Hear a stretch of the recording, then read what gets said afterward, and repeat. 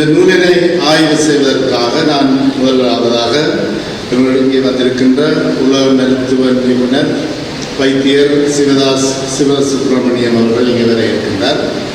அவரை பற்றி ஒரு சிறிய அறிமுகத்தை நான் உங்களுக்கு வழங்க விரும்புகின்றேன். நான் அறிந்த வகையிலிருந்து அவரை பற்றி சொல்வது என்று சொன்னால் நிறைய விஷயங்களை சொல்லலாம். இவர் யாழ்ப்பாணத்திலே சமகாலத்தில் பணியாற்றுகின்ற அர்ப்பணிப்பு மிக்க உளவள மருத்துவ நிபுணர் என்று நான் அவரை சொல்லலாம். அதாவது இப்பொழுது சமகாலத்திலே இந்த போருக்கு பின்னரான போர்க்காயங்களை உள்ளடக்கி வாழ்ந்து கொண்டிருக்கின்ற இந்த வடபகுதி சூழமையிலே உண்மையான அர்ப்பணிப்போடு ஒரு புதிய நோக்கோடு பணியாற்றுகின்ற அர்ப்பணிப்பு மிக்க ஒரு உளவள மருத்துவ நிபுணர். சிறந்த பிராந்திய உளவள மருத்துவ நிபுணருக்கான DVJ ஹரிச்சந்திரா என்ற தங்க விருது 2019ஆம் ஆண்டு இவருக்கு கிடைத்தது. இவருக்கு ஏற்கனவே நிறைய விருதுகள் கிடைத்திருக்கின்றன. ஆனால் நான் இங்கே சொல்வதற்கு காரணம் சிறந்த பிராந்திய உளவள மருத்துவ நிபுணர் என்ற அந்த மெடல், அது DVJ ஹரிச்சந்திரா மெடல் என்று சொல்வார்கள். அது இவருக்கு 2019ஆம் ஆண்டு கிடைத்திருக்கிறது. இவருடைய 2 மிக முக்கியமான சாதனைகள், ஒன்று அரும்புகள் என்ற சிறுவர் உளநல பிரிவு. இந்த சிறுவர் உளநல பிரிவு 2022ஆம் ஆண்டிலிருந்து யாழ் போதனா வைத்தியசாலையிலே இயங்கி வருகின்றது. அதன் நிறுவனரான எங்களுடைய வைத்தியர் சிவசுப்பிரமணியம் அவர்களோடு இருக்கிறார் என்பது எங்களுக்கு பெருமை தருகின்றது. இந்த அரும்புகள் என்ற அந்த சிகிச்சை மையத்தை பற்றி நீங்கள் கேள்விப்பட்டிருப்பீர்கள். இந்த சிறுவர்களை அவருடைய பெற்றோர், அவருடைய பராமரிப்பாளர்கள், வைத்தியர்கள், ஆசிரியர்கள் என்ற எல்லா அம்சங்களையும் உள்ளடக்கிய ஒரு உளவள மருத்துவ ஆற்றுப்படுத்தலை கொடுப்பதுதான் இந்த அரும்புகள் அந்த அதனுடைய பணியாக இருக்கிறது. 2022ஆம் ஆண்டிலிருந்து அந்த பிரிவு போதனா வைத்தியசாலையில் இயங்கி வருகிறது. அது எங்களுடைய வைத்தியர்களுடைய சாதனையாக நாங்கள் எடுத்துக்கொள்கின்றோம். அடுத்ததாக இன்றைய காலத்திலே சிவதாஸ் வைத்தியரை பற்றி நாங்கள் கேள்விப்படுகின்ற பொழுதெல்லாம் இன்னொரு விடயத்தை நாங்கள் கேள்விப்படுகிறோம். அவருடைய அந்த பேறுகால உளநலம், அதை பற்றி அவர் நிறைய விடயங்களை செவிகளாக கட்டுரைகளாக சமுதாயத்துக்கு கொடுத்திருக்கின்றார். அந்த பேறுகால உளநலம் என்பது அது மிகவும் அத்தியாவசியமான இன்றியமையாத, அது எங்களுடைய தமிழ் சமுதாயத்திற்கு இன்றியமையாத ஒன்றாக இருக்கின்றது. அதை பற்றி அதே விழிப்புணர்வை ஏற்படுத்துகின்ற பணியையும் வைத்தியர் சிவதாஸ் எங்களுடைய யாழ்ப்பாண சமுதாயத்திலே இங்கே எங்களோடு இருந்து கொண்டு அவர் பணியாற்றி வருகின்றார். ஆகவே இவரை நாங்கள் பல்கலைக்கழகத்திலே எல்லாம் இவரை பற்றி சொல்லுவார்கள், ஒரு சிம்பிள் டன். அவர் இலகுவிலே அணுகப்பட முடியக்கூடியவர், பெரிய பந்தாயெல்லாம் காட்ட மாட்டார், மிக இலகுவானவர், பழகுவதற்கு இனிமையானவர், அதே நேரத்திலே ஒரு பன்முக ஆளுமை கொண்டவர். வெறுமனே இந்த வைத்தியம் பார்த்துவிட்டு விட்டு இருக்கிறதில்லை, மாறாக எல்லாவற்றிலும் சமூகத்திலே ஆழமான சமூக வளர்ச்சியிலே ஆழ்ந்த ஈடுபாடு கொண்டவர், நல்லொரு இலக்கியவாதி. ஆகவே இவர் இன்றைக்கு எங்களுடைய செல்வரத்தினுடைய மிகுந்த அபிமானியும் கூட. அவர் தன்னுடைய உரையில் சொல்லியிருக்கிறார், 35 ஆண்டுகளாக செல்வத்தை தனக்கு தெரியும் என்று தன்னுடைய முகவுரையில் சொல்லியிருக்கிறார். ஆகவே அப்படியான ஒருவர் இந்த நூலை பற்றின தனது ஆய்வை எங்களுக்கு தருவது மிகவும் பயனுள்ளதாக இருக்கும். அவருடைய கேட்பது மிகவும் ஆர்வம் மிக்கதாக இருக்கும். ஆகவே வைத்தியர் சிவதாஸ் அவர்களை அன்போடு அழைக்கிறேன். மேடையில் வீட்டிற்கும் குருமார்கள் மற்றும் ஃபாதர் கரையூர் செல்வம் அவர்களுக்கும், அவையில் இருக்கின்ற குருமார்கள் மற்றும் இந்த அவைக்கு இந்த நிகழ்வுக்கு கலந்து கொண்டிருக்க மற்ற எல்லோருக்கும் முதற்கான வணக்கத்தை தெரிவித்துக் கொண்டு, மிக முக்கியமாக என்ன இன்ட்ரோடியூஸ் பண்ணியிருக்கான விஷயமாக சொன்னார். ஆனால் எந்த பேசிக் தொழில் வைத்தியத்துக்கு வைத்தியம் தான், அதில் எந்த டவுட்டும் இல்லை. அப்போ வைத்தியத்துக்கு வைத்தியம் தான் இந்த தொழில். ஆனால் அந்த தொழிலுக்கு ஒரு பேர் சொல்லுறார்கள். ஆனால் இதில் என்ன பிரச்சனைன்னா, இந்த வைத்தியத்துக்கு இங்கே வந்தாருன்றதான் பெரிய பிரச்சனை. இப்போ அது முக்கியமான விடயம். அப்போ ஃபாதருடைய அந்த பூனமுறை கடந்த ஆண்டு நடைபெற்ற நூல் வெளியீட்டு விழாவுக்கு நான் ஒரு அலையா விருந்தாளியாக வந்தேன். அவர் அலையா விருந்தாளி என்பதல்ல, நான் ஒரு கூட்டத்துக்கு பேப்பரில் போட்டுதா அல்லது ஒரு அட்வர்டைஸ்மெண்ட் தான் போகலாம். அதில் என்ன கண்டுட்டேன். அவை இந்த புத்தகத்துக்கு நான் முன்னுரை எழுதணுமென்று கொண்டு தந்த போது நூலை வாசித்த போது ஒரு எனக்குள் ஏற்பட்ட சில உணர்வுகளை மட்டும் பகிர்ந்து கொள்ளாமல் நிற்கிறேன். முக்கியமாக நான் இந்த போருக்கு பிற்பட்ட இந்த காலப்பகுதியில் உள சிகிச்சைகள் என்று சொல்லப்படுற அளவில் பெரிய அளவில் நடைபெறவில்லை. என்றாலும் எனக்குள்ளே நான் ஒரு சில உள சிகிச்சைகள் சைக்கோதெரப்பியில் இருக்கிற எனக்குள்ள சில விருப்பங்கள் ஆற்றல்களை கொண்டு சில சைக்கோதெரப்பீஸை பொதுவாக கையாளுறது. அதில் 2 சைக்கோதெரப்பி மெயின் ஆற்றல் எல்லாம் ஒன்று விக்டர் ஃப்ராங்க்லின் லோகோ தெரப்பி, அடுத்தது கிட்டத்தட்ட இப்போ ஒரு 40 வருடங்களாக பிரபலியமாக இருக்கின்ற இந்த இன்டர்பர்சனல் சைக்கோதெரப்பி என்று சொல்கிறது. நபருடைய உணர்ச்சிச்சைன்னு சொல்கிறோம், நபருடைய இன்டர்பர்சனல். இப்போ இது 2லும் நீங்கள் மிக முக்கியமான விஷயம் என்னென்னு பார்த்தீங்கன்னா, இந்த நபருடைய உணர்ச்சிச்சைன்னு சொல்கிற இன்டர்பர்சனல் சிகிச்சைன்ற முக்கியத்துவமே உறவுகள் தான். ஒரு டிப்ரெஷனையோ அல்லது டிப்ரெஷனை அல்லது வேறு உளநோய்கள் எல்லாம் தனியே வருவதில்லை. அந்த உளநோய் வந்து தனியாக ஒரு மனிதனுக்கு தனிப்பட்ட ரீதியில் வாரதை விட இந்த கண்டெக்ஸ்ட் ஆஃப் ரிலேஷன்ஷிப்லாம் வருது. உறவுகள் சார்ந்த பின்புலத்தில் அது ஏற்படுது. 80% ஆஃப் டிப்ரெஷன் மெயின்லி என்ன சொல்லிடும்னா கண்டெக்ஸ்ட் ஆஃப் ரிலேஷன்ஷிப். அப்போ இந்த ரிலேஷன்ஷிப்பை பற்றி அது வழியாக கதைக்கிறது அந்த சிகிச்சை முறை. நான் வேலை செய்த காலத்தில் அதை ஒரு குழு சிகிச்சையாக வன்னியில் பல பிரதேசங்களில் நாங்கள் அந்த சிகிச்சைகளை செய்யும் பொழுது சில விடயங்கள், அது முக்கியமாக இந்த உறவுகள் எப்படி எங்களை பாதிக்குது என்ற விடயங்கள் சொல்லப்பட்டது. அது முக்கியமாக 4 விடயங்கள் சொல்லப்படுகிறது. நாங்கள் அது இளவிறக்கம் என்று சொல்லப்படுற இந்த விடயம் கிரீஃப் என்று சொல்லுவோம். அந்த இளவிறக்கம் அல்லது கழிவிறக்கம் என்று சொல்கிற கிரீஃப் முதலாகும். அது பேசிக் என்னன்னா, if there is no love, no grief. Love இருந்தால் ரிலேஷன்ஷிப் இல்லாட்டி கிரீஃப் இல்லை. இப்போ கிரீஃப் இருக்குன்னா ரிலேஷன்ஷிப் இருக்கும் முதலாவது. 2வது ரிலேஷன்ஷிப்பில் கான்ஃப்ளிக்ட் ஆக்கள் கடையில் வருதுன்னா ரிலேஷன்ஷிப் இருக்குது. ரிலேஷன்ஷிப் இல்லாதவரோட கான்ஃப்ளிக்ட் வராது. ரிலேஷன்ஷிப்பை பேஸ் தான். 3வது எங்களுடைய அந்த வகிவாக மாற்றம், ரோல் சேஞ்சுன்னு சொல்லலாம். வகிபாகம், சில வகிபாகங்கள் மாறும் பொழுது ஒரு தாய் ஒரு பெண் ஒரு தாயாக மாறுற வகிபாகம் என்பது மிகப்பெரிய வகிபாகம். அப்போ அந்த வகிபாகம் உறவுகளில் ஏற்படுத்துகிற தாக்கம் 3வது. 4வது கூட இந்த பர்சனாலிட்டி என்று சொல்லக்கூடிய அந்த சோஷியல் ஸ்கில் இன்டர்பர்சனல் டெஃபிசிட்னு சொல்லுவோம். சில பேருக்கு அந்த நபர்களுடைய தொடர்பாட்டில் ஏற்படுத்த முடியாமல் இருக்கிறதால உறவுகள் காணப்படுறது. இப்போ இந்த 4 பேசிஸையும் கொண்டு இந்த சிகிச்சை அளிக்கும் பொழுது உறவுகளோட முக்கியத்துவத்தை பெருமளவு அறிந்து கொள்ளக்கூடியதாக இருந்தது.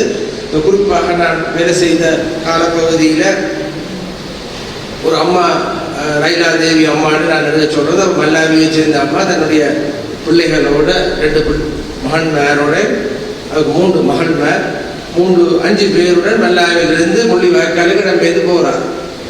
இப்போ இடம்பெயர்ந்து போய் கொண்டிருக்க அந்த மூத்த மகன் வந்து போரில் இணைக்கப்பட்டதால் அவர் வீரமரணம் அடைகிறார் முள்ளிவாய்க்கால்.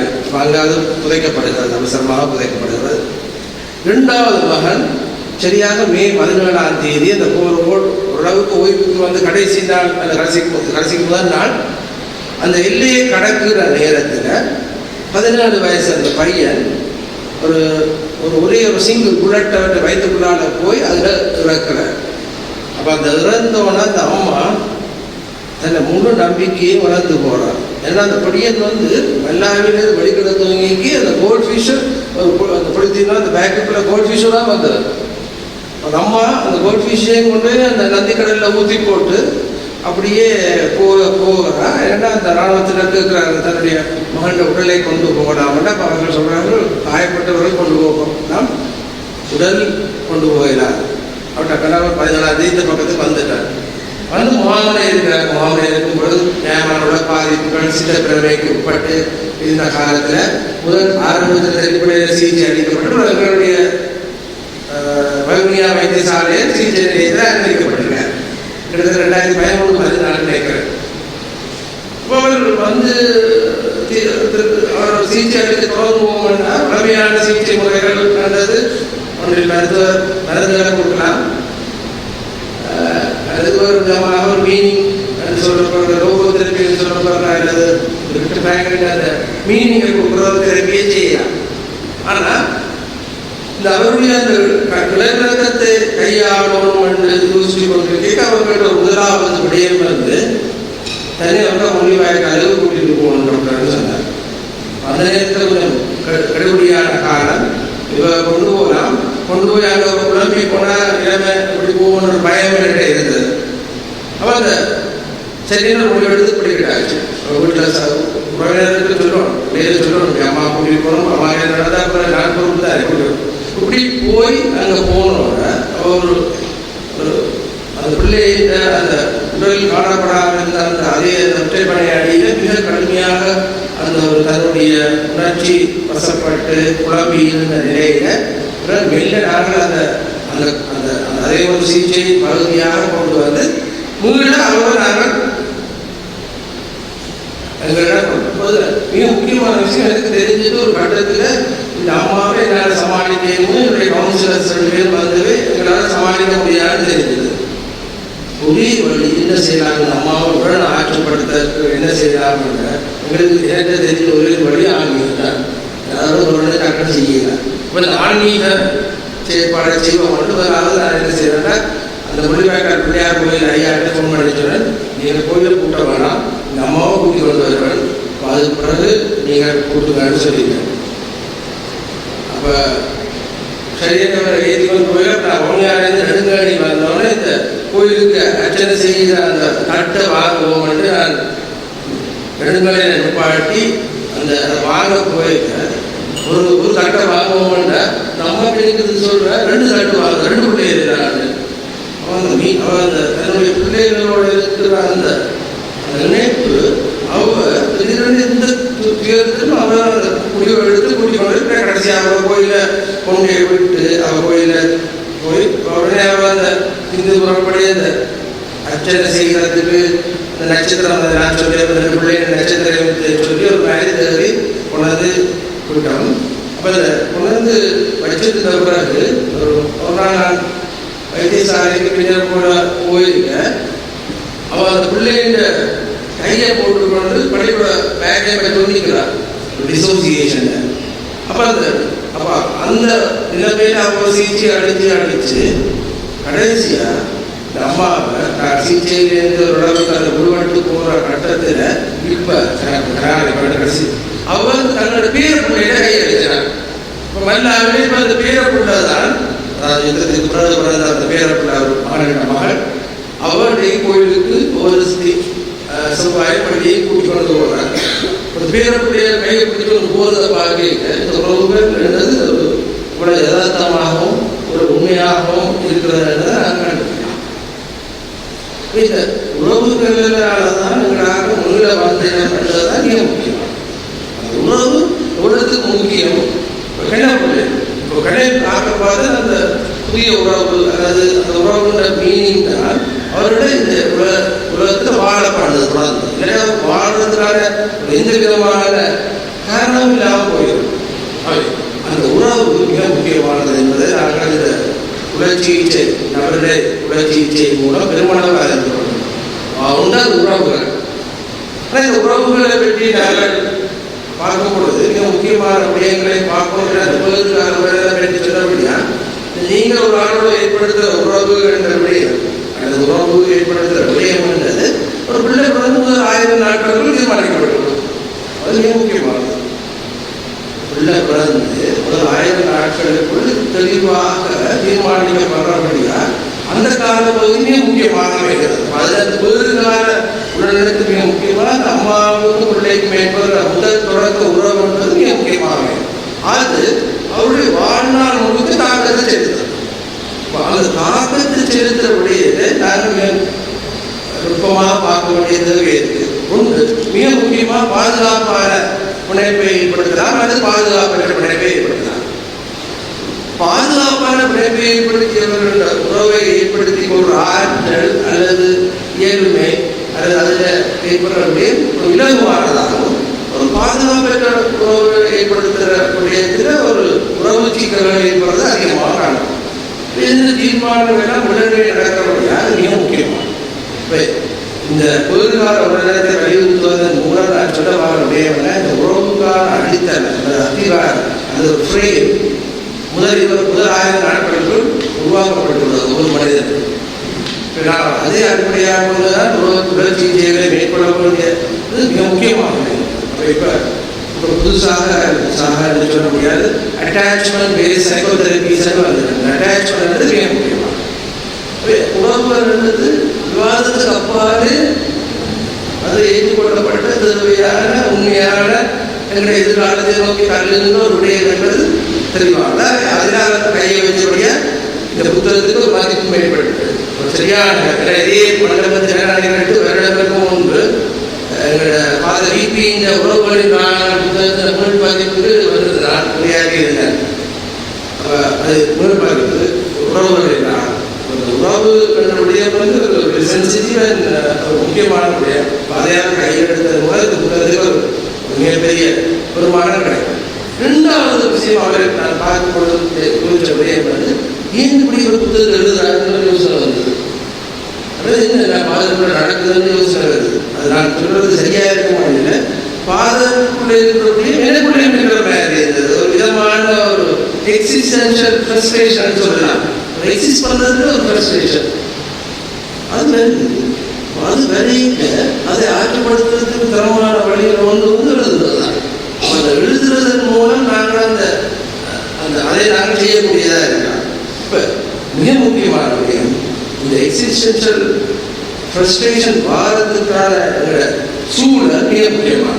நீங்கள் பல அறிஞர்கள் சொன்ன மாதிரி ஒரு அமெரிக்கன் ஆந்த்ரோபாலஜிஸ்ட் டேவிட் கிராபர் வடிவாக சொல்ற இந்த சமூகத்தில் மிக முக்கியமாக கடந்த 3-4 தசாப்தங்களில் ஹோப்லெஸ்னஸ் நம்பிக்கையற்ற தன்மை பெர்வேசிவா எல்லா இடம் பரப்பப்பட்டது பரவி இருக்கிறது. அதாவது ஆராயிரம் ஹோப்லெஸ்னஸ். ஏன் இந்த ஹோப்லெஸ்னஸ் வருதுன்னா மனிதன் தனக்குள்ளே ஹோப்லெஸ்னஸ் கொண்டு சொல்றாரு. ஹோப்லெஸ் ஒரு நாள் மனிதனுக்குள்ள வரையில வெளிக்காரணியாக இந்த ஹோப்லெஸ்னஸ் வருது. இப்ப இருக்கிற நவீன அரசியல் பொருளாதார முறைமை உங்களுக்கு ஹோப்லெஸ் ஆகிறதுன்றதான் அந்த நோக்கம், அது வடிவம் அதுதான் தெளிவாக சொல்றேன். ஹோப்லெஸ்னஸ் எங்கள் மத்தியில் காணப்படுறது காரணம் இது. முன்பே நாங்கள் ஒரு நல்ல வேலையை செய்தோம்னா சமூகம் மாறும் ஒரு நம்பிக்கை இருக்கு. உதாரணமாக அந்த காலத்திலிருந்து பல அமைப்புகள் பல விளையாட்டுகள் போராடியோ அல்லது சில செய்திகள் மூலம் மாறும். இப்போ அப்படி மாறுற நம்பிக்கை இருந்து போயிட்டு நாங்கள் வாதம் ஏற்றுக்கொள்வாரு நாங்கள் வண்டியில் வேலை செய்தவங்களுக்கு அந்த நம்பிக்கை மெல்ல மெல்ல சிஸ்டம் உங்களுக்கு இந்த ஹோப்லெஸ் விளைச்சி கொண்டுதான் இருக்கு. மாறாது, மாற்ற முடியாது. சும்மா கரைக்காமலே மாற்ற முடியாது. ஏன்னா முந்தி நீங்கள் ஒரு அரசு என்னோட அமைப்பு இருந்தது, அந்த அரசையாவது கவிட்டு மாற்றலாம்னு நினைச்சோம். இப்போ அரசை கவிட்டுறது கூடி இந்த நவீன நியோலிபரலிஸ்ட் வேர்ல்டில் வந்து பிரயோசனம் இல்லை. அரசுன்றது நத்திங். இப்போ ஏன் அந்த நியோலிபரலிஸ்ட் வேர்ல்டு பொலிட்டிக்கல் சிஸ்டம் அப்படி இந்த ஹோப்லெஸ்னஸ்லேருந்து நாங்கள் விடுபடணும்னா உங்களுக்கு நாங்கள் மீனிங்கே கொண்டு வரதான் விரும்பியோ விரும்பாமல் அந்த மீனிங்கில் தான் நாங்கள் இதை வாழ ஆக வேண்டும் என்ற ஒரு காலம். ஏன்னு பார்த்தீங்கன்னா இந்த செல்ஃப் ஹெல்ப் குரூப் சுய உதவி புத்தகங்கள் எல்லாம் பல மோசமாக விற்பனையாகுது. நீங்கள் போனீங்க எல்லா புக் ஃபேர்லையும் பார்த்தாலும் சரி, இந்த புக் ஷாப்புக்கு போனாலும் படங்கள் முடிஞ்சது. ஏன் இந்த ஹோப்லெஸ்னஸ் பெர்வேசிவாக அப்போ அதை கவுண்டர் பண்ணுறதுக்கான புத்தகம் கொஞ்சம் இருக்கிறது. மற்றது அந்த ஹோப்லெஸ்னஸ் பற்றின உண்மையான இன்சைட்டை கொடுக்குற மாதிரியான ஒரு இடம் இருக்குது. இந்த புத்தகம் அந்த ஹோப்லெஸ்னஸ் என்றது சும்மா ஒரு சைக்காலஜிக்கலாக நாங்கள் பாப்புலர் சைக்காலஜிக்கலாக டிஃபெண்ட் அதுக்கு எதிராக ஒரு நிலைப்பாடு எடுக்கிறத விட அதே ஒரு உள்ளுணர்வாக உணர்ந்து அதில் வெளிப்படலாம்ன்ற ஒரு விடயத்தை நூல் சொல்ல தொடர்ந்து உறவுகள் என்ற விடயத்தை முக்கிய முக்கியமாக பார்த்தீங்கன்னா இந்த லோகோ தெரப்பி மிக முக்கியமாக விக்டர் ஃப்ராங்கல் கிட்டத்தட்ட 1920 தொடங்கிட்டார். உண்மையாக சைக்கோ தெரப்பிக்கு ஒரு ஸ்பிரிச்சுவல் டைமென்ஷனை கொடுத்த முதல் மனிதனா விக்டர் ஃப்ராங்கல் தான் சொல்லுவார். அப்போ அந்த ஸ்பிரிச்சுவல் டைமென்ஷனை கொடுத்ததன் மூலம் இந்த லோகோ தெரப்பியை இன்னும் ஒரு ஸ்ட்ராங்கான ஒரு விடயமாக கொண்டு வர அவர் நாசி கேம்பில் இருந்து அந்த துன்புறுத்தப்பட்ட டைமில் அந்த மீனிங்கை தேடி அந்த தெரப்பியை உருவாக்குற அந்த தெரப்பி அடிப்படையில் 3 விடயங்களை கொண்டதை சொல்லி அந்த உறவுக்கும் இந்த சொல்கிற விடயங்களுக்கு மிக முக்கியமானது. முதலாவது அவர் என்ன சொல்கிறாருன்னா, மீனிங். எந்த கஷ்டமான சூழ்நிலையும் மனுஷனுக்கு மீனிங் இருக்குது. தெரியல சொல்கிறேன், எந்த கஷ்டமான ஒரு கிரைசிஸான விஷயத்தில் மீனிங்ன்றது இருக்குது. கிட்டத்தட்ட இதை முந்தையே சொல்லிட்டாங்க சஃபரி. அந்த சஃபரிங்கும் மீனிங்கை காட்டுறது அவர் அப்படி கரெக்டாக சொல்லியாச்சு. அவர் சொல்ற எந்த விதமான அனர்த்தம் அந்த கடுமையான காலத்தில் மனிதன வாழ்க்கைக்கு மீனிங். முதலாவது. 2வது, மனிதன மிக முக்கியமான மோட்டிவேஷனல் ஃபோர்ஸ் அல்லது டிசையர் வந்து மீனிங் தான். மீனிங்கை தருவார். 2வது சொல்ற மோட்டிவேஷனல் விடயத்துக்கு ஒரு ஃபோர்ஸ்ஃபுல்லான மோட்டிவேஷன் டிரைவ்ல தராது வந்து மீனிங் சார்ந்தது தான். 3வது அவர் சொல்ற ஒரு ஆட்டிடியூடு எப்படி நீங்கள் சூஸ் பண்ணுறீங்கிறது உங்களோட ஃப்ரீடம் சொல்கிறேன். அந்த ஒரு ஆட்டிடியூடு எப்படி நீங்கள் சூஸ் பண்ணுறது உங்களோட ஃப்ரீடம். இதை 3 இந்த லோக தெரப்பியை அவர் உருவாக்கின பல இடங்களில் இந்த காலப்பகுதியில் நான் வந்து அந்த சிகிச்சையில் இந்த லோக தெரப்பியை பயன்படுத்தக்கூடியதாக இருந்தது. ஏனென்றால் நான் வாழ்க்கையில் மீனிங்கை தொலைத்து விட்டு இருக்கிற காலப்பகுதியாக இருக்கிறது. பெரும்பாலும் உங்கள் சமூகத்தை பொறுத்தவரை ஒரு உதாரணமாக நான் முதலாக சைக்காட்ரிக்குள்ளே போக வேண்டி வந்தது பல காரணங்கள். சைக்காலஜியில் இன்ட்ரெஸ்ட் ஆகிறது முதல் காரணமாக நான் சந்திப்பேன். அது நான் செஞ்சு இப்போ 50வது ஆண்டு ஆகுது. அந்த நான் சஞ்சீவை அந்த காலத்தில் வாசிக்க தொடங்கினது சைக்காலஜியில் இன்ட்ரெஸ்ட் எடுத்துனாங்கிறது. நான் மருத்துவக்கூட மாணவனாக இருக்க இந்த யாழ்ப்பாண போதார வைத்தியசாலத்தை 6000 சமர் நடைபெற்று கொண்டு கேட்க பல்லாயிரக்கணக்கான கேஷுவலிட்டிஸ் வந்தது.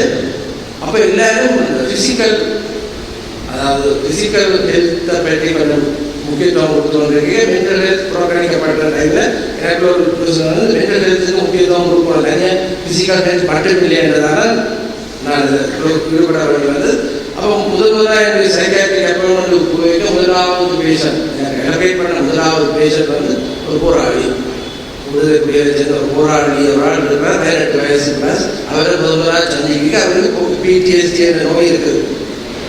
அது ஃபர்ஸ்ட் டைம் பிடிஎஸ்டி என்ற நோயை பற்றி நான் கதைக்கிறது 92ஆம் ஆண்டு. இது ஆக முக்கியமான விடயம். அதே போராளியை 25 வருஷத்துக்கு பிறகு 2017 நான் அவருக்கு இன்னொரு சிகிச்சை அளிக்க வேண்டி வந்தது. அப்போ அவர் complex post traumatic stress disorder இருந்தார். அவருக்கு நெஞ்சு நோய் இருந்ததுனால டாக்டர் லக்ஷ்மண் ஒரு ஆஞ்சியோகிராம் செய்ததில் 3 ட்ரிபிள் வெசல் டிசீஸ் 3 வெசலும் பிளாக் பண்ணியாச்சு. அப்போ பைபாஸ் சர்ஜரி செய்வோம்னு சொல்லியாச்சு. இந்த பைபாஸ் சர்ஜரி செய்ய சொல்ல யாழ்ப்பாணத்தில் சொல்ல அவர் சொல்லிங்க செத்தவொடனே இந்த பைபாஸ் இறந்தோடனே இந்த பைபாஸ் செய்ய சொல்றீங்க. இறந்து போயிட்டு சொன்னாங்க. கொஞ்சம் லக்ஷ்மண் குருபுரம் நாட்கள் கதைச்சு போட்டு பார்த்தேன். இது சிவதாஸ் சொல்லிட்டு அனுப்புறாங்க. என்ன அவனியாக்கு இங்கே எந்த திங்கட்கிழமை காலையில் அந்த அதில் அனுப்பி இருந்துச்சான். ஒரு 20 வருடம் 30 நிமிஷத்துக்குள்ள இந்த ரோபோ தெரப்பி பிரின்சிபலால் அவர் அந்த சர்ஜரியை விதின் 1 வீக் செய்யப்படியாச்சு. செய்யப்படுகிறது மொழிபோவன் வாழ்ந்து கொண்டிருக்கிறார். அவர் அந்த ஏன் அந்த மீனிங் லைஃப்பில் கிடைக்கணும் பண்ணுறதுக்கு நான் சொன்ன விஷயங்களில் மிக முக்கியமானது உறவு. வேறு உறவுகள் அவர் யோசிக்க உரிமைகள் போயிட்டு என்ன வாழ்வுகள் உரிமைகள் கூட உறவுகள் முக்கியமானது. உறவுகள் நினைத்து தான் அன்றைக்கு இந்த பாடல் தினத்திலும் சரி எல்லோரும் அஞ்சலிக்கிறது காரணம் உறவுகள். இப்போ இந்த ரிலேஷன்ஷிப்பில் இந்த கண்டெக்ட்ஸை பார்க்குற தன்மையை இந்த புத்தகம் உங்களுக்கு உள்ள கொண்டு வரும். அதில் முக்கியத்துவத்தை விளங்க செய்யும். அவை அது ஒரு மிக முக்கியமான விடயம் என்றதை கூறி ஃபாதர் ஒரு இன்ட்ரெஸ்டிங்கான பர்சன் மட்டும் எனக்கு விளங்கினது. அவர் இளமையில் அன்புராசா சொன்னதை விட அவர் ஒரு சிறுவனாகிட்டார் பார்க்க. அவர் ஒரு சிறுவனாக தான் பாரு, என்ன கொஞ்சம் ஊன்றவன் இல்லாட்டி சிறுவன் தான் பாருங்க. சந்தோஷமா இதில் போகிறார். அவர் தன்னுடைய திருவிழா தொடங்கி கொண்டிருக்கிறார். நான் நினைக்கிறேன் இந்த நூல் பெருமளவுக்கு அவர் தன்னுடைய எக்ஸிஸ்டென்ஷியல் வெக்யூம் அல்லது ஃப்ரஸ்ட்ரேஷனை ஓவர் கம் பண்ணுறதுக்கு அந்த மீனிங் உலகம் சம்பந்தமாக இது சம்பந்தமான மீனிங்கை கொண்டு தன்னுடைய வாழ்க்கையை தொழிலுக்குள்ளாக நடத்தி செல்வது இந்த நூலில் எனக்கு தெரியுது. மேபி கரெக்டாக இல்லாமல் இருக்கலாம். ஆனால் அந்த ஒரு கொஞ்ச காலம் போய் வேறு நாங்கள் சைக்காட்ரியில் ஒர்க் பண்ணியிருக்கிற மாதிரி நீங்கள் ஸ்பிரிச்சுவல் வேர்ல்டுனா கொஞ்சம் நல்லது, எங்களுக்கு கொஞ்சம் மோசமானது. உங்களுக்கு ஒரு ஸ்பிரிச்சுவாலிட்டியில் ஒரு ரிவோர்ட் ஆகுது கிடைக்கும், உங்களுக்கு ரிவோர்டு முடிஞ்சால் உங்களுக்கு இல்லாமல் போயிடும். வேறா பேஷண்ட் சொன்னாலும் எங்களுக்கு ரிவோர்ட் பண்ணுறது அல்லது குறைய நேரம் அந்த பாதிக்கப்பட்டவர்கள் அப்படி ரிவோர்ட் பண்ண. நான் வைத்தியராக வேலை செய்ய ஒரு பிள்ளைகள் வைத்தியசாலை ஹாஸ்பிட்டல் ஹாஸ்பிட்டலில் வேலை செய்ய ஒரு நாள் ஒரு 10-15 கேக் வரும், ஏன்னா 10-15 டெய்லி வரும். ஆனால் இப்போ நான் வேலை செய்த பேஷண்ட் அனிமாதிரி பேசி கொண்டு போயிருக்கோம். அல்லது இவராக வந்தது காரணம்னு சொல்லி அப்படியான ஒரு இதில் வாழ்ந்து கொண்டு கேட்க இந்த ஃப்ரஸ்ட்ரேஷன் அது வேற பார்க்கும். அப்போ ஆத்மீக பணியில் இருக்கிறவங்க ஒரு வேற பார்க்கலாம்.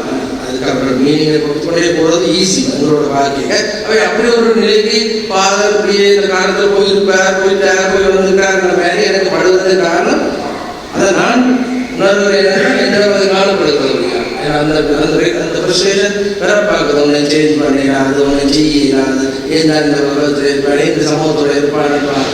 அதை இல்லாமல் பண்ணுற வேலைன்றது மிக முக்கியமானது. என்ன கொஞ்ச நாள் புத்தக வெளியீட்டுள்ளாக ஆக்கள் வகையில் புத்தக வெளியீடாக நடத்துறதுக்கே ஆக்கள் எழுதுறதுக்கே ஆக்கள் இல்லாமல் போகிற மாதிரி போய் கொஞ்சம் காலம் போனால் ஏன்னா அந்த அளவுக்கு நாங்கள் இங்கே எக்ஸிஸ்ட் பண்ணாட்டு. அப்போ அந்த எக்ஸிஸ்ட் பண்ணுற விடயத்தை மிக முக்கியமான இந்த உறவுகளுக்குள்ளாக ஒரு உறவு என்பது என்னென்று நிறைவாக சொல்கிறேன்னா இறைவனோடு என்னுடைய உறவு தான். இறைவனோடு நான் சொல்லுவேன் காடுன்றது எல்லா தலைமைக்கும் அப்பால நான் கனெக்டட். என்ன ஒரு பவர்ஃபுல் ஒன்னோட கனெக்டட். ஒரு பிள்ளை தன் அம்மாட்ட கையெழுத்து பிடிச்சி வந்து போய் கையில் போய் நான் மாதிரி பவர்ஃபுல் அம்மா என்ன பண்ணுவார், அவர்தான் என்ன ஒன்றும் செய்யலாத நடந்து போகுதுன்னா இது கனெக்டடாக ஃபீல் பண்ணுறது. அதாவது அட்டாச்மெண்ட் இருக்குது. நாங்கள் எங்களுக்கு பார்க்க ஒரு பவர்ஃபுல்லான ஒன்றோட கனெக்டடாக இருக்கிறால we feel secure. Secure attachment எப்படி விளங்கப்படுத்தாமன்னா வி ஃபீல் செக்யூர். நாங்கள் இறைவனோட கனெக்டடாக இருக்கிறேன். அந்த உறவுகிற விடயத்தில் இந்த புத்தகம் மிக முக்கியமான விடயமாக ஆனால் ஒரு விடயமான வேண்டுகோளையும் எடுத்து என்ன புத்தகம் இந்த நூலை ஃபாதர் திருப்பியும் ஒரு ரிவைஸ் பண்ணி எழுதுறது மிக முக்கியமானதுன்னு நினைக்கிறேன். அதுக்கு மிக முக்கியமான காரணம் இந்த அட்டாச்மெண்ட். இது கொஞ்சம் விஷயங்களை இதுக்குள்ளே நம்ம வாங்கி இது ஒரு முழுமையடைய செய்யணும். அப்படியான ஒரு முழுமையடைய நூலாக இது இதில் கொஞ்ச காலத்தில் ஆகுது. இதில் கொஞ்சம் ஒரு 25 வருஷம் இருப்பார் நினைக்கிறேன். போகிறப்பவே எனக்கு 25 வருஷம் இருக்கலாம். அப்போ அதில் ஒரு 5 வருஷத்துக்குள்ளே முழுக்க நீங்கள் வாசித்து மூலாய்வு செய்து சில விடயங்களை பூர்த்தி தேவைத்த சில விடயங்களை அகற்றி இது ஒரு முழுமையான நூலாக கொண்டு வர வேண்டும் என்ற என்னுடைய பேர் அவாவையும் கூறி இந்த சந்தர்ப்பத்தில் நன்றி